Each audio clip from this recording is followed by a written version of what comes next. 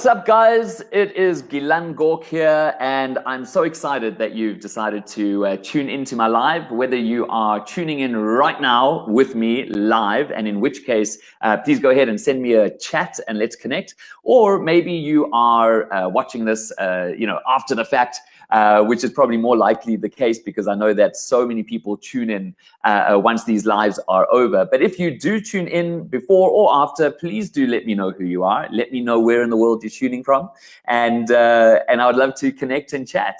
I am really excited about this live because there's such an important message that I want to share with you, and something that has impacted my life. In fact, the secret that I'm going to share with you, as simple as it is what launched my career in a big way back in 2012, about 7 years ago. So I'm going to share that strategy that I had with you and all the dynamics around it, because you can use this exact same secret inside your life, no matter whether you're an entrepreneur with your own business, whether you're working as a leader in a company, no matter what your role is, if it's management, if it's sales, whatever the case may be.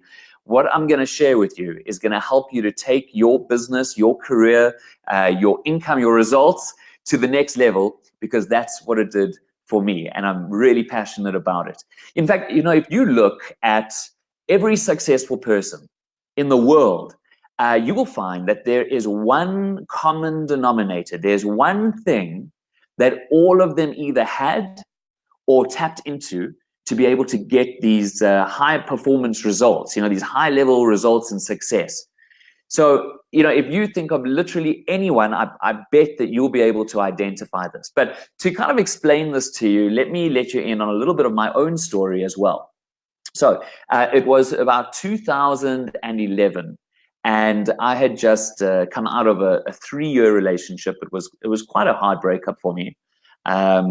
This was someone who I'd been with for a long time, and breaking up was really hit me hard. But one of my coping mechanisms, which looking back I'm kind of happy about, was that I dove into my work.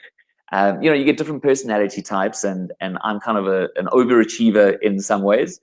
In fact, I'll probably say that one of the reasons why I became an overachiever type was because I enjoyed the attention that came with achieving really high results. This is something that, as a kid, even getting into being a mentalist and entertaining people, I think for me was a way to get attention. Perhaps this was a bit of a self-esteem issue as well, if I'm honest, a bit of a self-image issue when I was growing up as a kid.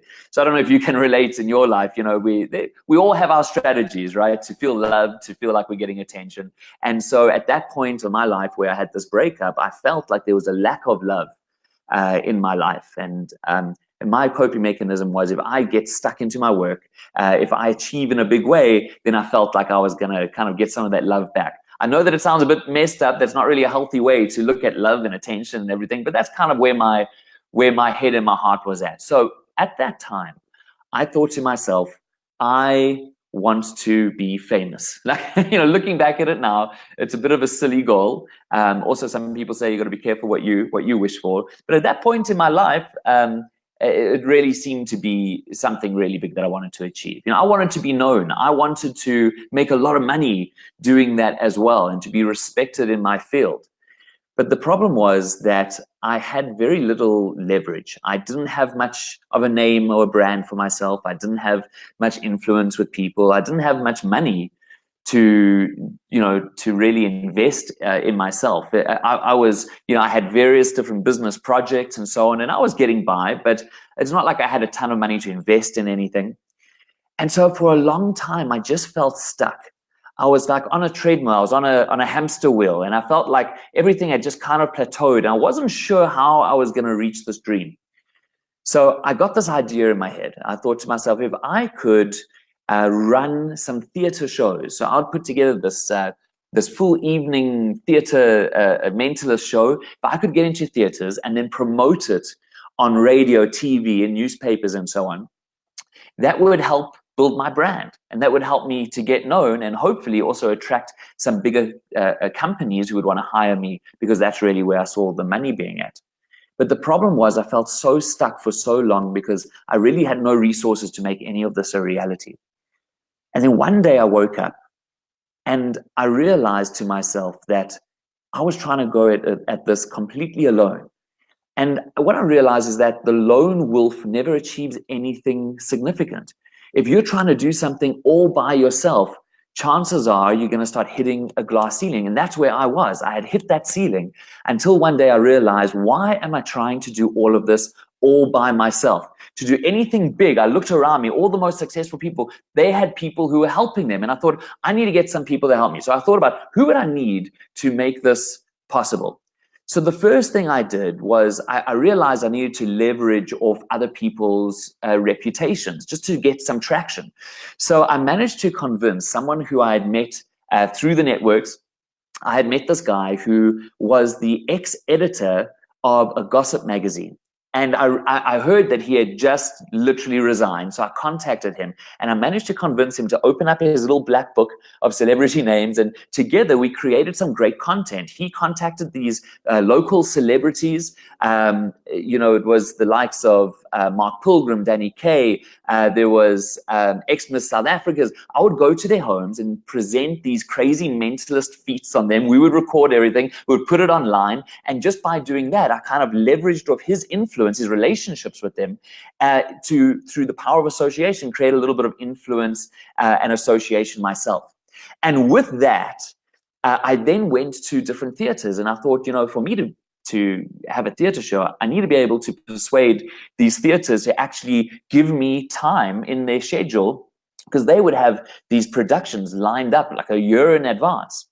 So I went to different theaters. There was a theater in Sandton. I went to one in Cape Town, Durban, and I managed to persuade them to give me, some of them gave me 2 weeks, some of them gave me 1 week, and I secured those dates.